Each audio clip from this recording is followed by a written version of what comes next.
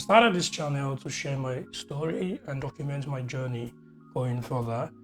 And today I put on my camera to record, and I realized that I haven't actually taken time to tell you that story.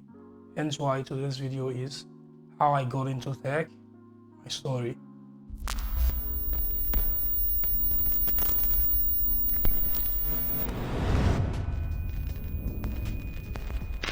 I guess you're already thinking or you're waiting for me to say I got my first computer when I was 15, or I started programming when I was 17. But follow me closely and trust me, my story actually involves a little bit of hardship and somewhat a lot of evolutions, if that's the right word to say. So back in the 90s when I was born, well, I felt really old.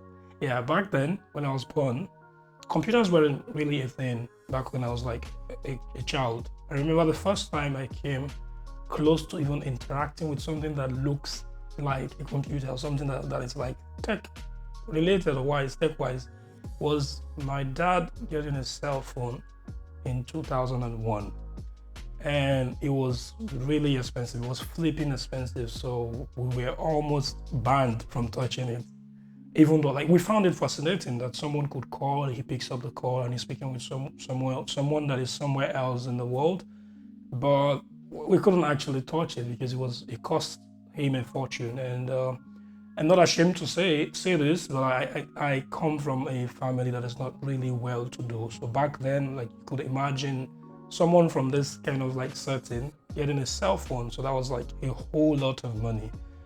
Moving on, I could have asked for a computer as a kid for a birthday gift. But then again, what happens when you don't actually know what a computer is?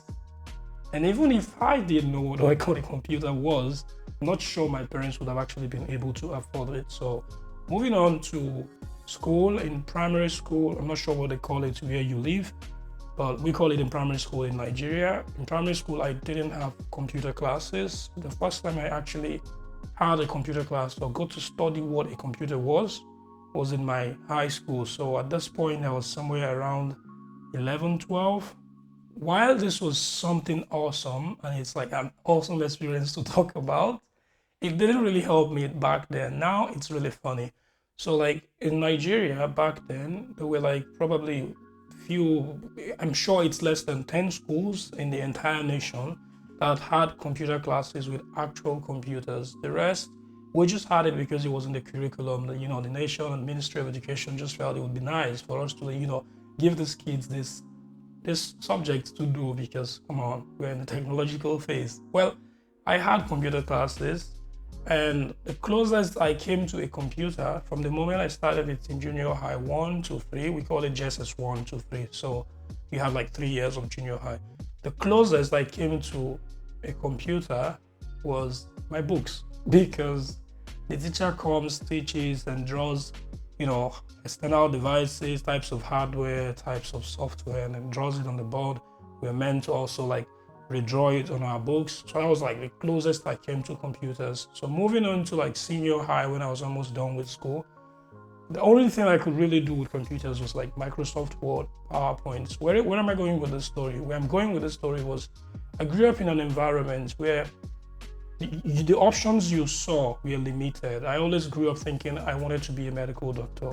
But now, looking back in time, I would say like that word dream is actually, it's tricky, because I don't think I was actually dreaming of being a medical doctor because I watched a movie and I saw people suffering and I'm like, I really want to help. It wasn't the case. I started thinking of being a medical doctor because where I'm from, when you're a smart kid, an intelligent kid, you're being told that you can be an engineer, you can be a doctor, and the environment itself was, pretty much accepting people from these fields. There was nothing else. People who were studying computer science and all that, they were actually regarded as minorities, because in real sense, you go to school, study computer science, and the only thing you come out to do was to, probably help people download video games on their phone or stuff on the street, which wasn't really cool. So as a smart kid, you're being advised by your parents, your teachers, your mentors, people you look up to, that you make a good doctor, you make a good civil engineer, you make a good architecture wasn't even really a thing back then. So it was really like pretty much shied upon. So I always thought, oh, okay, so amongst all these options that I've been told, medical doctor sounds like the one that makes more sense to me. So I decided to pursue medicine. And yeah, this is where the actual story starts. Sorry for taking that long, but it just made sense to put in that bit. So I left Nigeria to study in a country called Belarus. And I was studying medicine for a year and a half, or nearly 2 years basically. And life happened. So it happened that wasn't it. And that was the moment I relocated to Poland. But then relocating to Poland, there was still that thought in my head that maybe medicine is still, I don't know, I wasn't really sure. So I saw a course. It was titled, like the name of the course was Computer Engineering and Mechatronics. So I spoke with a friend of mine who was already studying computer science, the part of the people that I always laughed at, that they will end up in the street downloading video games. And they always found it's like funny because they felt like, well, come on, of course you would understand. They felt like I was ignorant. I didn't really know what's going on. So this is me moving from medicine that I thought was my dream to computer engineering and mechatronics. So my friend educated me on what mechatronics was, that it's pretty much everything. It was robotics and all of those. So I felt, oh, this is really cool. Like, this is so cool. So that is how I jumped into computer engineering and mechatronics. Long story cut short, I was in the university. I never actually thought I would be like a software developer. I never ever loved coding at first. When I started out, it was more of robotics, cables, microcontrollers and all of those. But when I got to my second year, I was mandated to do an internship, and I could only get an internship in a software house. So when I went to this place, the only thing I could actually do was front-end development. Luckily for me, I had already been developing static sites for small businesses and stuff during my first year to make ends meet. So I was basically building websites and all that to be able to like pay my rent and all of this stuff. Not because I liked it, but because there were lots of opportunities out there and you could really actually get the money. But ignorant me, I still wasn't seeing past what was in front of me. So I went for this internship, and that was when I actually realized that this is my thing, because I had like my classmates, lots of them who were coming and they were surprised. They're like, yo, how did you learn this? We never ever got taught HTML, CSS, or JavaScript in college. No, that never happened. We did learn some C#, yeah, because I'm a .NET developer now. And we did learn a bit of database, but like no one ever taught us front end. So it was fascinating to them. And one of the people that actually was like in charge of us during the internship happened to be one of our teachers. So he was really surprised that at that point I could already do HTML, CSS, and JavaScript to like a far extent compared to my folks. So that moment, like I was the one that was like, sitting on a seat, and lots of my classmates are coming to me to ask, okay, how do I do this? How do I do that? So I was in a mind space where I'm seeing people actually coming for me for something, and it actually hit me. I'm like, yo, maybe this is it. This has to be it.